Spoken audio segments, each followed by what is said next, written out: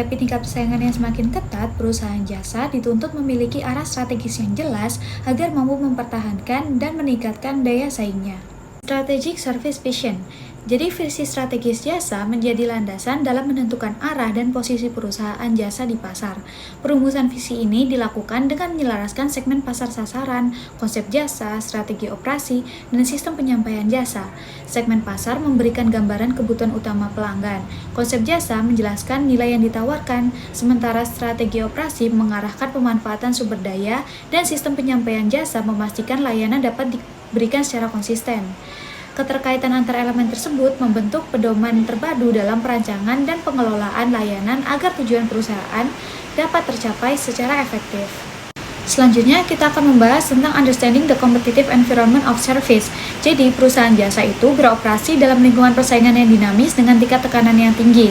Hambatan masuknya itu juga rendah dan menyebabkan inovasi jasa mudah ditiru. Sementara keterbatasan skala ekonomi dan fluktuasi permintaan itu membatasi efisiensi operasional. Selain itu, ancaman substitusi dari produk serta lemahnya posisi tawar terhadap pemasok dan pelanggan semakin memperketat persaingan. Jadi, dalam kondisi tersebut, loyalitas pelanggan itu memiliki peran yang sangat penting karena hubungan jangka panjang mampu mengurangi ancaman pesaing baru dan membantu perusahaan mempertahankan keberlanjutan usahanya. Kemudian ada pula competitive service strategies. Jadi strategi bersaing dalam jasa diklasifikasikan ke dalam kepemimpinan biaya, diferensiasi, dan fokus. Kepemimpinan biaya diarahkan pada efisiensi operasional dan pengendalian biaya agar layanan dapat ditawarkan dengan harga kompetitif. Sementara diferensiasi meningkatkan penciptaan keunikan layanan melalui kualitas, citra, teknologi, atau pelayanan pelanggan. Nah, fokus ditunjukkan pada pemenuhan kebutuhan segmen pasar tertentu secara efektif dibandingkan dengan pesaing. Ketiga strategi tersebut menunjukkan bahwa keunggulan bersaing dalam jasa dibangun melalui kesesuaian antara karakteristik pasar, kebutuhan pelanggan, dan kemampuan perusahaan. Kali ini saya akan menjelaskan tentang the competitive role of information in service. Pada bab ini dijelaskan bahwa teknologi informasi memiliki peran strategis dalam meningkatkan daya saing perusahaan jasa. Informasi tidak hanya mendukung operasional, tetapi bisa menjadi sumber keunggulan kompetitif. Pengguna informasi bisa dibagi menjadi dua, yaitu secara online dan secara offline, serta dilihat dari sisi eksternal dan internal. Dari kombinasi tersebut, muncul 4 peran strategis informasi. Yang pertama ada barrier to entry. Informasi dapat digunakan untuk menciptakan hambatan bagi pesaing agar sulit memasuki pasar. Contohnya adalah sistem reservasi online seperti Sabre milik American Airlines. Sistem ini membuat maskapai memiliki kontrol besar terhadap distribusi tiket dan menyulitkan pesaing kecil. Kemudian ada revenue generation. Teknologi informasi juga berperan langsung dalam meningkatkan pendapatan. 3 konsep penting revenue generation yaitu yield management, yaitu strategi memaksimalkan pendapatan dari kapasitas yang terbatas dan bersifat mudah kadaluarsa, seperti kursi, pesawat, atau kamar hotel. Selain itu ada inovasi point of sale seperti sistem kasir modern dan perangkat mobile yang mempercepat transaksi serta mendorong penjualan tambahan. Kemudian ada penggunaan expert system juga membantu meningkatkan pelayanan dan efisiensi. Kemudian ada database as an asset. Database dianggap sebagai aset strategis yang sangat bernilai. Database dapat dimanfaatkan untuk menjual informasi, mengembangkan layanan baru, melakukan micro-marketing. Kemudian ada productivity enhancement. Teknologi informasi membantu meningkatkan efisiensi operasional. Contohnya, penggunaan handheld komputer untuk memantau inventory secara real-time. Kemudian, data performa cabang untuk membandingkan unit paling efisien. Kemudian ada the virtual value chain. Perusahaan saat ini bersaing di 2 dunia, yaitu marketplace dan market space. Virtual value chain menjelaskan bagaimana informasi sendiri bisa menjadi sumber nilai, bukan hanya pendukung proses fisik. Proses penciptaan nilai informasi meliputi mengumpulkan, mengorganisasi, menyeleksi, mensintesis, dan mendistribusikan informasi. Kemudian ada using information to categorize customers. Perusahaan menggunakan informasi untuk mengelompokkan pelanggan berdasarkan profitabilitas. Teknisi yang digunakan meliputi coding pelanggan berdasarkan nilai bisnis, routing dalam call center, targeting promosi khusus, dan sharing data sebagai sumber pendapatan. Strategi ini membuat pelayanan tidak selalu sama untuk semua pelanggan. tetapi disesuaikan dengan kontribusi terhadap perusahaan. Yang terakhir ada limit in the use of information. Meskipun memberikan keunggulan kompetitif, pengguna informasi juga memiliki batasan dan resiko. Beberapa isu utamanya adalah menghambat persaingan, ketidakadilan harga seperti yield management, pelanggaran privasi pelanggan, dan keamanan data dan penyalahgunaan informasi. Perusahaan harus berhati-hati agar strategi berbasis informasi tidak merugikan konsumen atau melanggar etika. Baik, yang selanjutnya adalah strategic analysis. Nah, pada materi ini kita akan membahas dua alat perencanaan yang populer.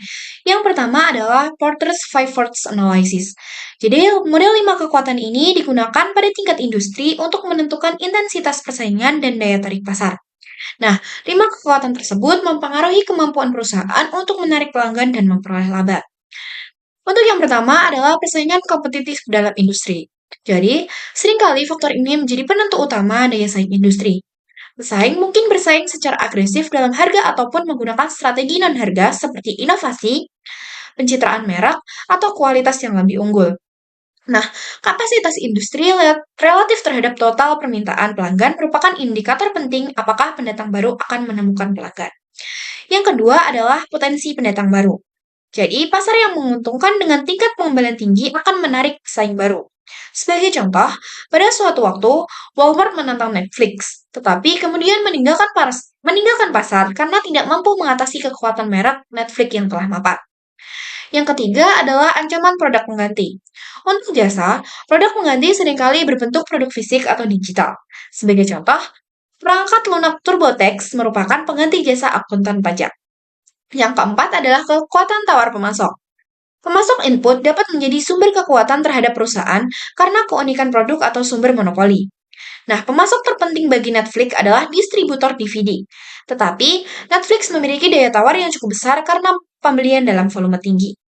Lalu yang terakhir adalah kekuatan tawar pelanggan.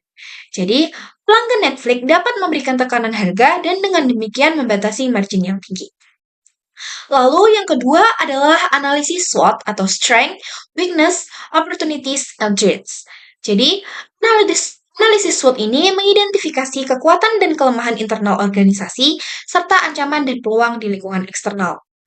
Tujuan analisis ini adalah mengungkap keunggulan bersaing, menganalisis prospek, mempertimbangkan diri terhadap masalah, dan memungkinkan pengembangan rencana kontingensi. Nah, analisis SWOT ini dimulai dengan tujuan yang dinyatakan dan diakhiri dengan ringkasan kekuatan yang harus dipertahankan, dikembangkan, atau dimanfaatkan, kelemahan yang harus diperbaiki, peluang yang harus diprioritaskan, diraih atau dikembangkan, serta ancaman yang harus dihadapi, diminimalkan, atau dikelola. Materi selanjutnya yaitu Stage in Service from Competitiveness, tahapan daya saing perusahaan jasa menurut Richard Case dan Robert Hayes. Perusahaan jasa bisa berkembang melalui 4 tahap berdasarkan seberapa kuat peran operasionalnya dalam menciptakan keunggulan bersaing.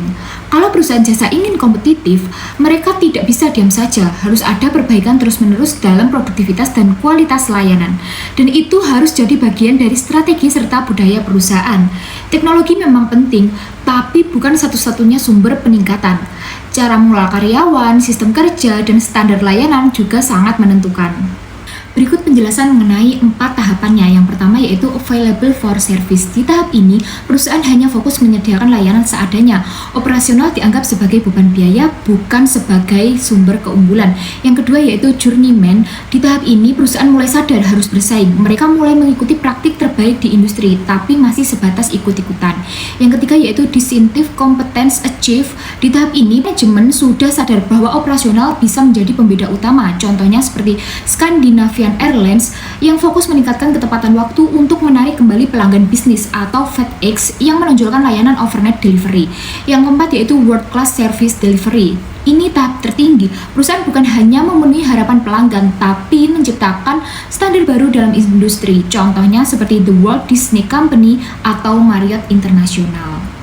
Selanjutnya kita akan membahas tentang studi kasus The Alamo Drafthouse.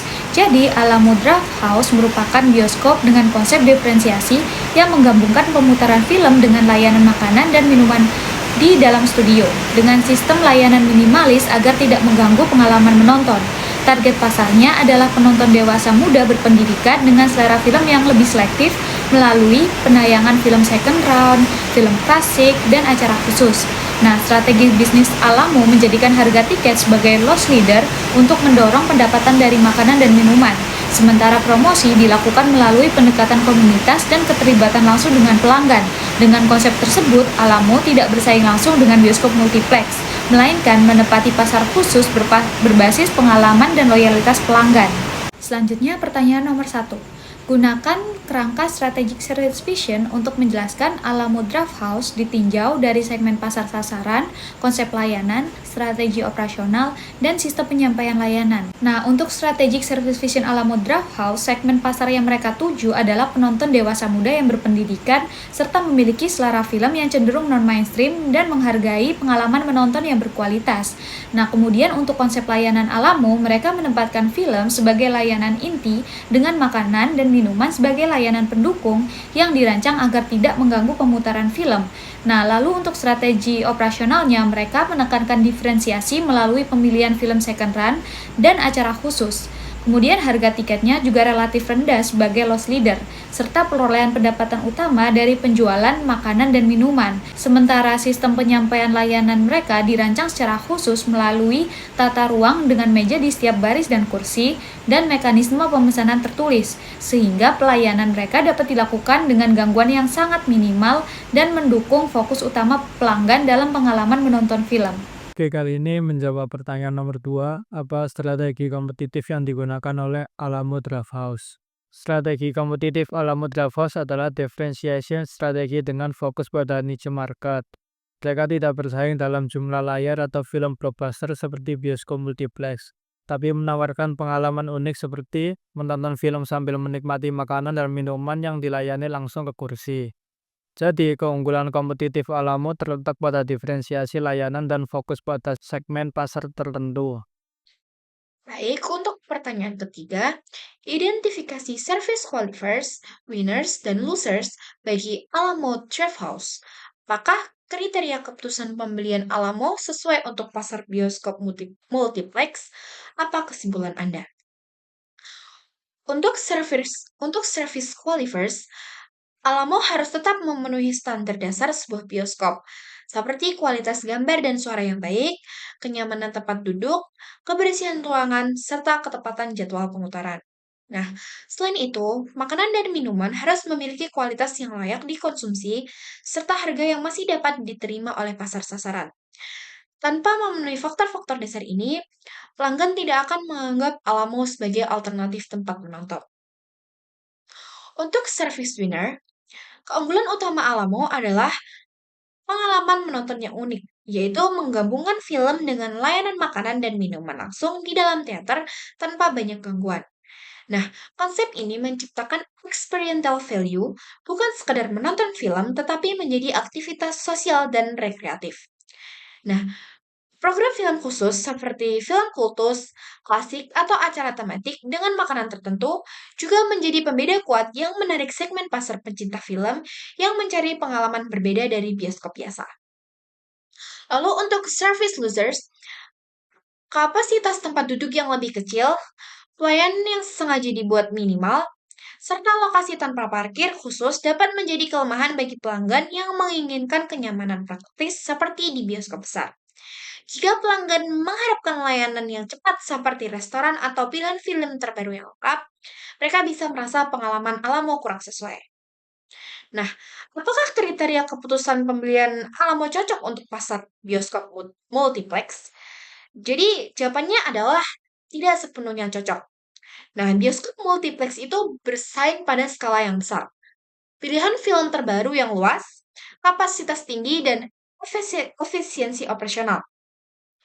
Sementara itu, Alamo justru menekankan pada diferensiasi pengalaman, kurasi film, dan suasana yang lebih personal. Jadi dengan kata lain bahwa multiplex mengandalkan convenience dan variety, sedangkan Alamo ini mengandalkan unique and experience. Jadi kesimpulannya adalah Alamo ini tidak dirancang untuk bersaing langsung dengan bioskop multiplex, melainkan menempati ceruk pasar atau niche market yang menghargai pengalaman menonton yang berbeda. Nah, strateginya bukan menjadi yang terbesar atau paling lengkap, tetapi menjadi yang paling khas dan berkesan bagi segmen pelanggan tertentu. Lalu untuk pertanyaan yang kedua, gunakan model 5 kekuatan Porter untuk menilai posisi strategis ala Modref House dalam industri hiburan. Yang pertama, persaingan kompetitif dalam industri.